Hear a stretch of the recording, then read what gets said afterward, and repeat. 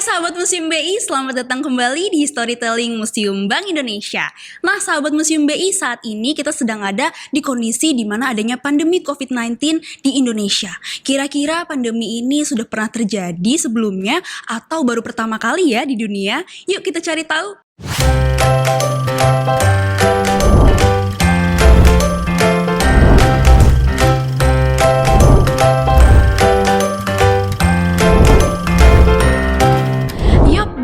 Jadi pandemi COVID-19 itu bukan pertama kalinya terjadi di dunia. Jadi 100 tahun yang lalu pada tahun 1918 ada loh pandemi yang sempat mewabah dunia, salah satunya Indonesia, yaitu pandemi influenza atau flu Spanyol.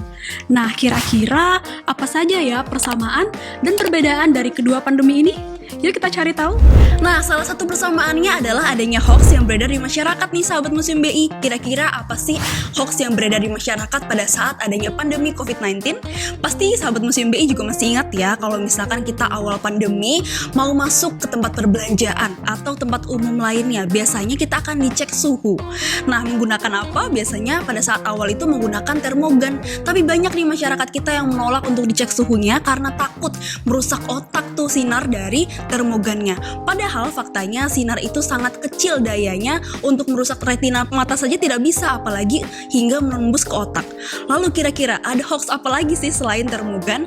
Nah ternyata di masyarakat kita juga terkenal mengonsumsi minyak kayu putih yang bisa meredakan gejala COVID-19. Faktanya minyak kayu putih itu hanya bisa melegakan pernafasan tanpa bisa meredakan gejala COVID-19 sedikit pun loh. Lalu kira-kira apa lagi nih? Nah sekarang sedang marak ya pemerintah untuk menggelar vaksinasi di beberapa tempat. Tapi masyarakat kita masih banyak juga nih yang belum mau untuk mendaftar vaksinasi. Kenapa? Karena katanya vaksinasi itu dimasukkan chip ke dalam tubuhnya. Padahal itu juga tidak benar. Lalu kemudian kita pernah ya memiliki teman atau kerabat yang pernah menderita positif COVID-19. Lalu kita serta-merta saat dia sudah sembuh langsung masih nih kita bilang ya, wah ada virus seperti itu. Padahal tidak seperti itu ya sahabat Museum BI. Penderita yang pernah positif COVID-19 itu bisa sembuh. Nah itu dia tadi beberapa hoax yang beredar di masyarakat pada saat pandemi COVID-19. Kalau pada saat flu Spanyol seperti apa ya? Ya, bukan hanya di pandemi COVID-19 yang terdapat banyak hoax, begitupun hal yang sama terjadi pada pandemi influenza atau flu Spanyol. Apa saja hoaxnya? Yaitu ikan lele. Mungkin kalau sahabat Museum BI tahu apa itu ikan lele, ternyata ada nih penelitian terbaru dulu di Wonogiri, si ikan lele ini sempat berkontribusi dalam hal apa? Dalam hal penyebaran hoax. Jadi karena si lele ini sempat viral, dia cukup hits walaupun dulu nggak ada yang namanya platform media sosial seperti Instagram atau TikTok yang bisa viral, tapi dulu kan dari word of mouth ya, atau dari mulut ke mulut. Si lele ini dipercaya bisa menangkal virus influenza, namun faktanya bukan yang menangkal virus, malah si lelenya jadi inflasi karena banyaknya tingkat permintaan dari si ikan lele. Bayangkan sahabat Museum BI, dulu itu si lele harganya sekitar 5 sen per ekor, lalu naik 6-8 kali lipat menjadi 30 sampai dengan 40 sen per ekor, yang harusnya bisa dapat 6-8 tapi cuma 1 ekor. Wow. Dan ternyata itu tuh cuma kayak akal-akalan dari si pedagang lele aja dengan cara memanfaatkan kekeseruan yang ada. Padahal faktanya tidak demikian. Nah, sahabat Museum BI, demikianlah persamaan antara pandemi COVID-19 dan juga pandemi flu Spanyol atau influenza, di mana keduanya sama-sama memiliki hoax. Lalu selain persamaannya, kira-kira apa saja ya perbedaan antara kedua pandemi ini? Nah sahabat Museum BI, kalau kita tadi sudah bahas persamaan antara COVID-19 dan juga flu Spanyol, sekarang kita mau cari tahu nih apa sih perbedaannya di antara dua pandemi tersebut.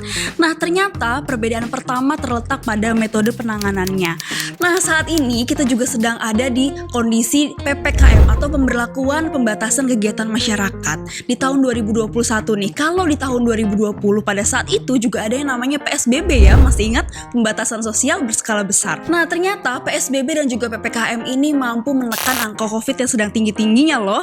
Baik kalau begitu, pada saat flu Spanyol kira-kira metode penanganannya seperti apa ya? Yuk kita cari tahu. Nah, Jika pada pandemi COVID-19 itu sempat ada beberapa pembatasan untuk meminimalisir penyebaran virus. Jadi pada pandemi flu Spanyol atau influenza saat itu tidak ada yang namanya pembatasan sama sekali.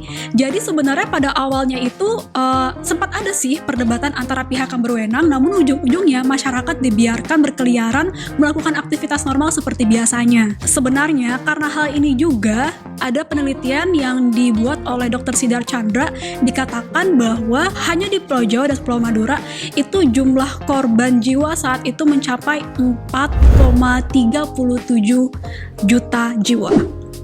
Mengapa demikian? Karena tadi tidak ada yang namanya karantina dan juga pembatasan. Nah, kira-kira bagaimana ya dengan kasus pandemi COVID-19 saat ini? Nah, sahabat Museum BI, pertanggal 26 Juli tahun 2021, Kemenkes RI mengeluarkan data terbaru terkait kasus COVID-19 di Indonesia. Nah, saat ini kasus positif COVID di Indonesia adalah sebanyak 3.194.733 kasus aktif. Lalu yang sudah sembuh sebanyak 2.549.692 orang, sedangkan yang meninggal atau kasus kematiannya adalah sebanyak 84.766 orang. Nah, selain karantina, perbedaan selanjutnya adalah terkait cara sosialisasi yang dilakukan oleh pemerintah kepada masyarakatnya. Kira-kira pada saat flu Spanyol bagaimana ya cara sosialisasinya? Nah, jadi cara sosialisasi pandemi saat itu, khususnya pas lagi pandemi influenza atau flu Spanyol ini, cara sosialisasinya itu tidak seperti saat ini ya. Mungkin kalau saat ini kita sama-sama ketahui banyak sekali perubahan di informasi dan teknologi. Dulu itu kan informasi dan teknologi tidak secanggih saat ini. Makanya salah satunya yang mereka gunakan adalah dengan menulis cerita pendek atau cerpen.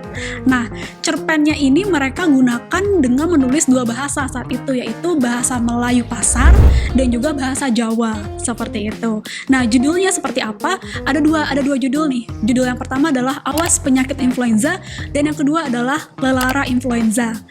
Pada cerita Awas Penyakit Influenza diceritakan ada dua tokoh. Jadi ceritanya ini ada si Panjang dan ada si Gendut. Ceritanya di rumah si Gendut ini di kampung halamannya ada pandemi influenza sedang merajalela. Kemudian si Panjang coba datang ke engku dokter dan bertanya ke engku dokter, "Engku dokter, kira-kira bagaimana ya cara saya untuk mensiasati dan melindungi diri dari penyakit influenza ini?" Kemudian si engku dokter comes up with solution atau memberikan solusi berupa tangkal wasiat. Apa itu tangkal wasiat? Nah, tangkal wasiat merupakan sepucuk surat yang isinya beberapa informasi bagaimana cara membentengi diri dari virus influenza itu sendiri. Ada 4 poin. Yang pertama adalah apa itu virus influenza dan bahayanya. Yang kedua adalah bagaimana cara membersihkan rumah agar tidak batuk-batuk.